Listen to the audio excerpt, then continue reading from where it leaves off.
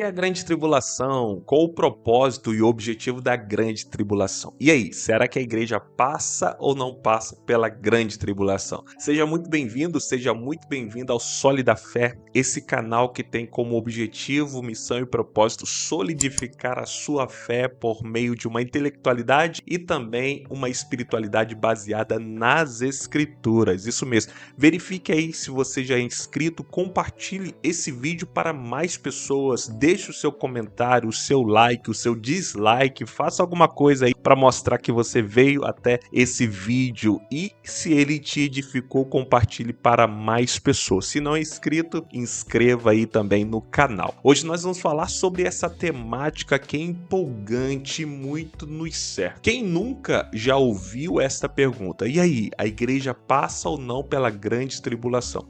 E aí, o que significa a grande tribulação? Essa pergunta envolve a igreja. Então, se você é professor de escola bíblica dominical, se você é um líder, as pessoas vão te questionar, vão te perguntar: bom, eu trouxe um vídeo aqui em que o pregador fala que a igreja não passa. Esse vídeo, o pregador fala que a igreja passa. O ensinador fala que não passa. Então, fica com essa pulga atrás da orelha, ou seja, essa dúvida. E nesse vídeo eu quero tentar contribuir com essa pergunta que é gigantesca e que vem sendo feita por muitos anos. Sim, não só os nossos jovens, não só os mais maduros da nossa igreja, mas a igreja primitiva fez essas perguntas e também até os discípulos perguntaram a Jesus quando iria acontecer todas estas coisas. Bom, para Jesus, o que é a grande tribulação? Para Jesus, a grande tribulação é um tempo de extrema dificuldade, como nunca houve e também não haverá. Ele registra isso em Mateus 24, 21 com as suas palavras. Então, a grande tribulação é um período de extrema dificuldade, um período como nunca houve e também nunca haverá, conforme ensina Jesus. E sem sombras de dúvida, esse tema ele é bem amplo. Nós encontramos na Bíblia este tema, a doutrina da grande tribulação ou a doutrina do arrebatamento da igreja, e também nós encontramos nos círculos teológicos, lembrando que existem várias visões. As principais são três sobre a grande tribulação, que são os pré-tribulacionistas, mesotribulacionista e também os pós-tribulacionistas. O pré acredita que a igreja ela será raptada, arrebatada antes da grande tribulação. O mesotribulacionista acredita que a igreja passará pela metade da grande tribulação. Então, no meio, a igreja será arrebatada. E os pós-tribulacionistas acreditam que a igreja ela passará pelo período da grande tribulação e só depois será arrebatada. Aqueles que são pós e acreditam que a igreja passará pela grande tribulação, eles questionam aqueles que são pré, afirmando que esse ou essa é uma teoria bem recente, não tem 200 anos e foi desenvolvida por alguns teóricos e são bem recentes. Essa ideia é bem recente. Só que nós, ao lermos o Novo Testamento e a igreja primitiva, nós encontramos a igreja nessa perspectiva iminente, ou seja, uma igreja que estava a todo momento aguardando a volta de Jesus Cristo. Então, para os pré-tribulacionistas que acreditam que a igreja vai ser arrebatada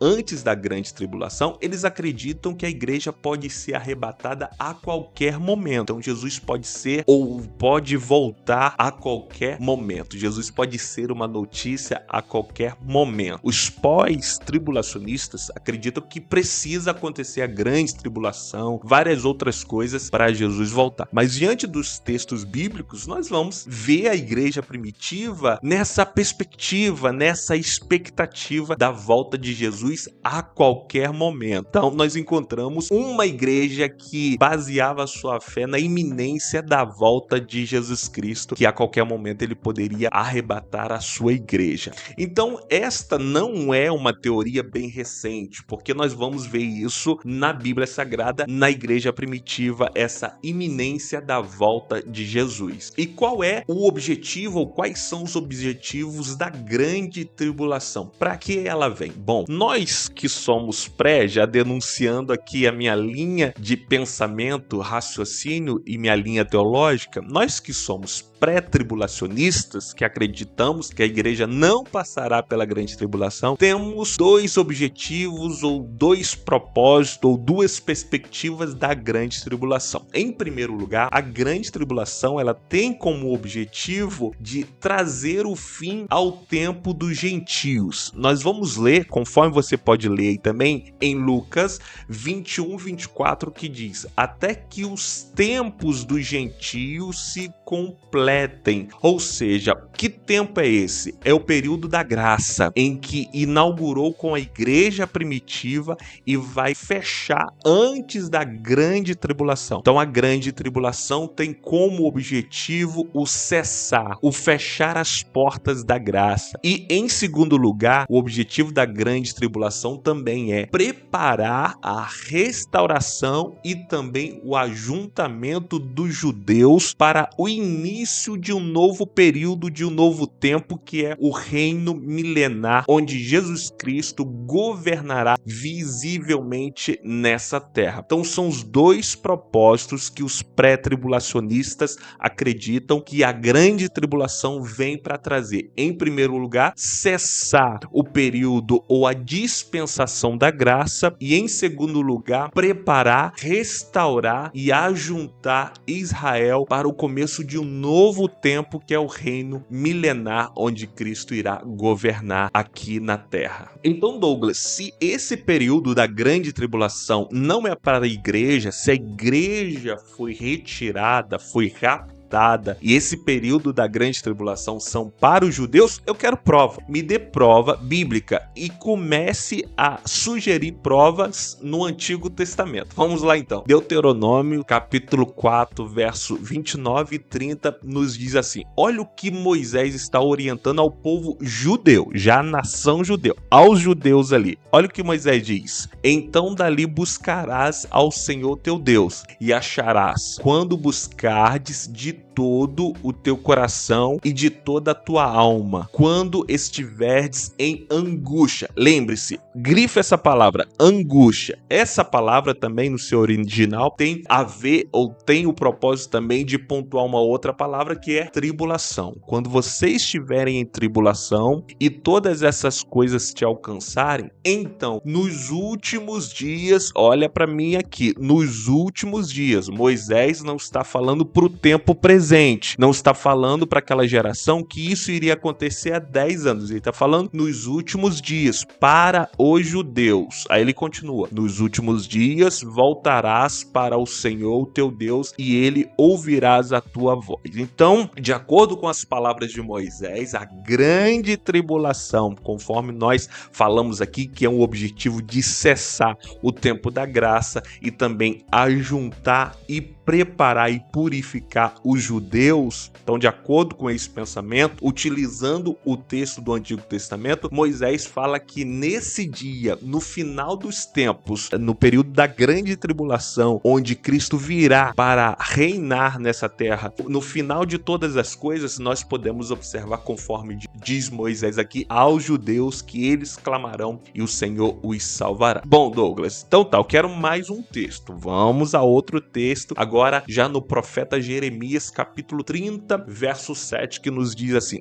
por que aquele dia é tão grande que não houve outro semelhante? Parece que Jesus Cristo está utilizando das palavras de Jeremias, né? Será um tempo como nunca houve e não haverá. E Jeremias está falando: não haverá tempo semelhante a este. E é tempo de angústia para quem? Para a igreja? Não, para Jacó, para o povo de Deus, para os judeus. Ele será, porém, salvo dele. Então, olha só, Jeremias também fala de um tempo angustiante, um tempo de dificuldade, um tempo de provação, um tempo de aflição, um tempo que, como esse, nunca houve e não haverá. E esse tempo está destinado para Jacó, que, diante do texto bíblico, Jacó é o povo judeu. Então, vamos para a terceira prova de que a grande tribulação ela está voltada para para os judeus e a igreja já não estará nessa terra,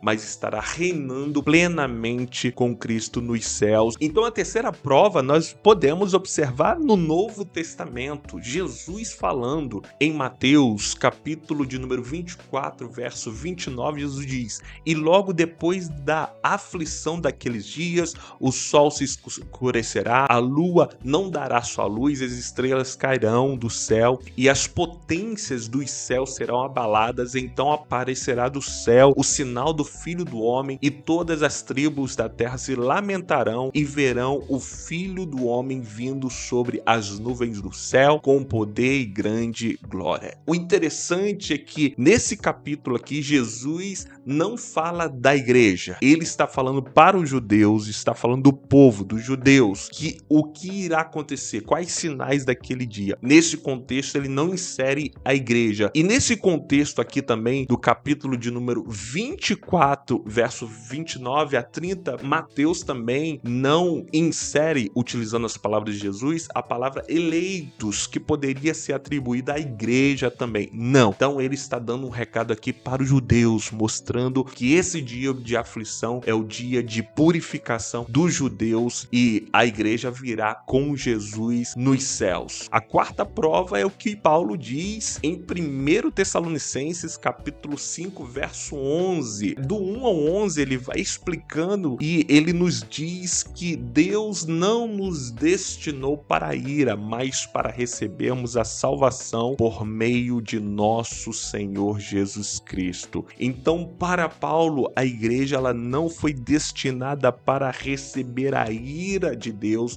mas para receber a salvação. Douglas, então a igreja nunca passará por tribulações. Sim, Jesus falou que a igreja passará por tribulações. Nós vemos a igreja passando por tribulações, perseguições, mas essa grande, essa master tribulação, que é futurista, que é para frente, essa grande tribulação, ela não está voltada para a igreja, mas sim para os judeus e também para os ímpios. A igreja passará sim, como já vem passando e passou por muitas aflições e tribulações, mas essa que antecede a consumação de todas as coisas, essa ou esse tempo não está destinado para a igreja, e sim para judeus, para um ajuntamento, para o fechamento do período da graça, para um ajuntamento, para o início do reino milenar. E a última prova, prova de número 5, nós vamos encontrar também em Apocalipse. Sim, Apocalipse, capítulo de número 4 ao 18. São 15 capítulos que ali está o raio-x da grande tribulação. Tudo o que acontecerá na grande tribulação está registrado em Apocalipse, capítulo de número 4 ao capítulo de número 18. E pasmem, nós não encontramos nesses 15 capítulos a menção da igreja, a igreja local, a igreja plantada. Não, mas vamos encontrar a palavra santo. Mas a palavra santo, ela pode representar judeus que se converteram na grande tribulação, ou até mesmo aquele que se desviou, Jesus voltou, arrebatou a sua igreja, ele ficou. E ele tem a noção, e ele confessa Jesus e permanece que ele é salvo. É considerado um ex-desviado e agora um santo que se converteu por meio da perseguição na grande tribulação e obteve a salvação. Então é bom pontuar que eu não neguei, não nego que a igreja passará por tribulações. Só que eu afirmo aqui, por meio desses textos apresentados a vocês nesse vídeo, que diante desses textos, diante da linha que eu sigo, a pré-tribulacionista, eu mostrei que a igreja sim passará por tribulações. Jesus mesmo disse que a igreja passará por tribulações, só que ela não enfrentará a grande, a master, a ampla tribulação. É uma tribulação ou grande tribulação futurista que vai acontecer de forma literal no futuro. E se você gostou, deixe seu comentário, seu like. Se não gostou, deixe o seu dislike para eu verificar se é isso, dessa forma que você pensa ou não. E que Deus abençoe a sua vida e até um próximo vídeo aqui no canal Sólida Fé, que tem como missão solidificar e abençoar a sua vida.